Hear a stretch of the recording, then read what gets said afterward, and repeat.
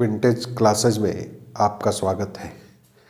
आज के क्लास में हम लोग मौलिक अधिकार के अंतर्गत समानता के अधिकार के संबंध में पढ़ेंगे, क्योंकि हमने बताया कि मौलिक अधिकार 6 प्रकार के हैं और उसमें पहला जो है वो समानता का अधिकार है, जो भारतीय संविधान के अनुच्छेद 14 से लेकर 18 तक में दिया गया है। इसमें विस्तृत अध्ययन हम लोग एक एक अनुच्छेद का करेंगे, ठीक है। तो पहला अनुच्छेद है 14, जिसमें विधि के समक्ष समता, मतलब भारत राज्य क्षेत्र में किसी व्यक्ति को विधि के समक्ष समता से अथवा विधियों के समान संरक्षण से राज्य द्वारा वंचित नहीं किया जाएगा। अर्थात राज्य जो है किसी भी व्यक्ति को विधि के समक्ष समता से और विधियों के समान संरक्षण से वंचित नहीं करेगा। अब देखिए, इसमें 2 शब्द दिए गए हैं, विधि के समक्ष समता और विधियों के समान संरक्षण, ठीक है। अब दोनों का क्या अर्थ है? देखिए, विधि के समक्ष समता ये ब्रिटेन से लिया गया है और प्रोफेसर डायसी ने इसको रूल ऑफ लॉ कहा है, ठीक है। इसका जो स्वरूप है वो नकारात्मक है, राज्य के ऊपर प्रतिबंध लगाता है कि वह किसी को विधि के समक्ष समता से वंचित नहीं करेगा। इसका मतलब है कि किसी व्यक्ति को जन्म या मत के आधार पर कोई विशेष अधिकार नहीं होंगे तथा सभी व्यक्ति समान रूप से सामान्य विधि के अधीन होंगे। इसका मतलब यह है कि कोई भी व्यक्ति विधि के ऊपर नहीं होगा। विधि जो है वे सारे जो व्यक्ति हैं वो विधि के अधीन होंगे। सरकार जो भी कानून बनाती है वो हर किसी पर, हर व्यक्ति पर समान रूप से लागू होगी, ठीक है। इसका तात्पर्य यही है कि विधि के समक्ष सभी व्यक्ति क्या है? समान है। कोई विशेष नहीं है, कोई विशेषाधिकार किसी को प्राप्त नहीं होंगे, ठीक है। और विधि का समान संरक्षण ये अमेरिका के संविधान से लिया गया है। इसका जो स्वरूप है सकारात्मक है। देखिए, इसका भी यह अर्थ है कि किसी भी व्यक्ति को विशेषाधिकार प्राप्त नहीं होंगे, ठीक है। अब विधि के समक्ष समानता का मतलब यह नहीं है, या विधि के समान संरक्षण का तात्पर्य यह नहीं है कि सभी व्यक्तियों को समान बना दिया जाएगा, ठीक है। अब इसमें क्या है कि इसका तात्पर्य है कि समान परिस्थिति वाले जो व्यक्ति हैं उनके साथ समानता का भाव रखा जाएगा। समान परिस्थिति वाले, समानों के साथ समानता, ठीक, इसका तात्पर्य यह है।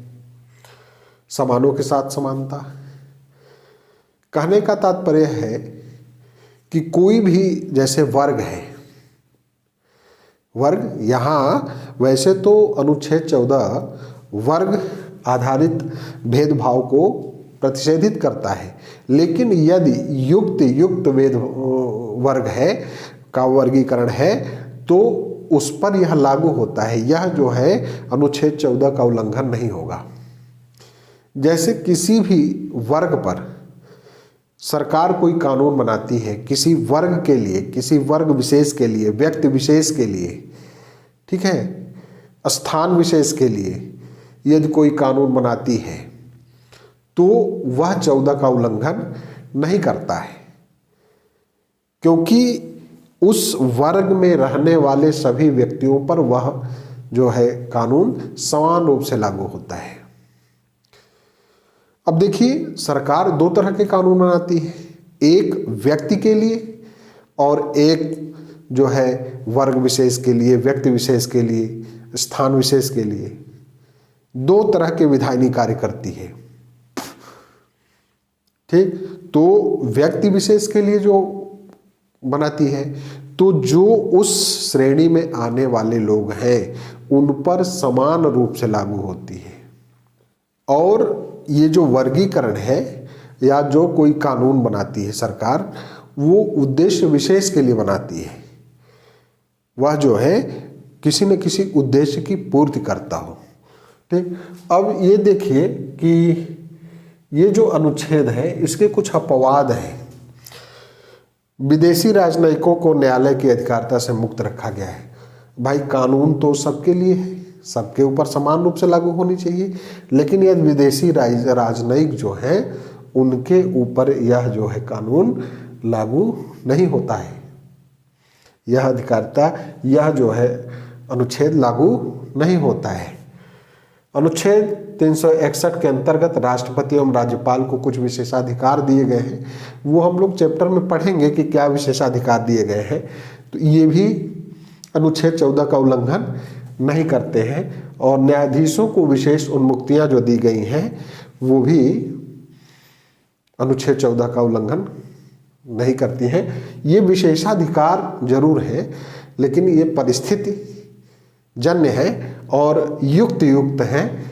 और एक वर्गीकरण के लिए, जैसे न्यायाधीशों के लिए, अब न्यायाधीशों में किसी जो न्यायाधीश हैं जो उस वर्ग में आते हैं, उनके साथ जाति, धर्म या वर्ण के आधार पर कोई भेदभाव नहीं होना चाहिए। यह बात अनुच्छेद 14 का उल्लंघन करती है। यदि ऐसा होगा, ऐसा भेदभाव किया जाता है जाति के आधार पर, धर्म के आधार पर, वर्ण के आधार पर, तो वह जो है अनुच्छेद 14 का उल्लंघन करेगा। यह वर्गगत विधान का निषेध करता है, परंतु युक्त वर्गीकरण जो रीजनेबल क्लासिफिकेशन है, ठीक, उसका यह उल्लंघन नहीं करता है। अब वर्गीकरण का एक वास्तविक एवं तथ्यपूर्ण आधार होना चाहिए। देखिए, जो वर्गीकरण किया गया है उसका वास्तविक एवं तथ्यपूर्ण आधार होना चाहिए। इसका मतलब यह है कि जैसे सरकारी जो डॉक्टर हैं उनको प्राइवेट प्रैक्टिस पर प्रतिबंध लगा देती है, ठीक, या समस्त सरकारी डॉक्टरों पर एक समान रूप से लागू होती है। वो ये जो है, ये देखिए तथ्यपूर्ण आधार है, वास्तविक आधार है। किसी भी डॉक्टर के साथ उसे जाति या धर्म के आधार पर भेद करके कोई कानून नहीं बनाया गया है। ठीक है, वर्गीकरण का तर्क संगत संबंध उस उद्देश्य से होना चाहिए जिसकी पूर्ति के लिए कानून विशेष का निर्माण किया गया है। अब देखिए, उद्देश्य से होना चाहिए, उस तर्क संगत संबंध उस उद्देश्य से होना चाहिए। अब जैसे इसमें एक उदाहरण हम देते हैं कि सरकार ने यह कहा है कि जो 18 वर्ष की आयु पूरी कर लेगा, 18 वर्ष या उससे ऊपर वाले मतदान में भाग ले सकते हैं। तो सरकार ने क्या किया कि पूरे व्यक्तियों को दो वर्गों में विभाजित कर दिया। एक जो 18 वर्ष से नीचे है और एक जो 18 वर्ष से ऊपर है। भाई, मतदान करने का अधिकार 18 वर्ष से ऊपर वालों को है। यह क्या है, इसका ये तर्कसंगत वर्गीकरण है।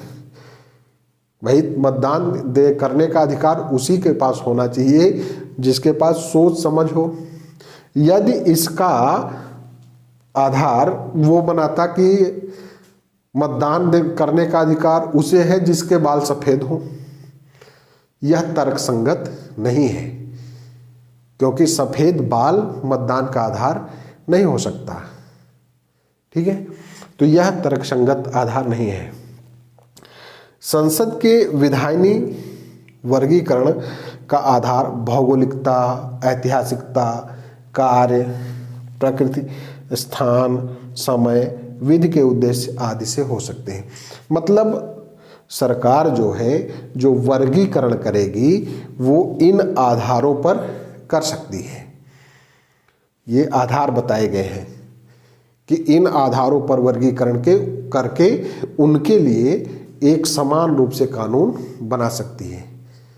ठीक है, तो इस तरह से अनुच्छेद जो 14 है वह कानून के लिए, विधि के लिए जो व्यवस्था है, विधि के अधीन सबको समान स्थान दिया गया है। किसी के साथ कानून के द्वारा राज्य भेदभाव नहीं कर सकती है। जो कानून एक साधारण व्यक्ति पर लागू होता है वही कानून जो है भारत में रहने वाले किसी भी पद को धारण करने वाले व्यक्ति पर भी लागू होगा। ठीक है।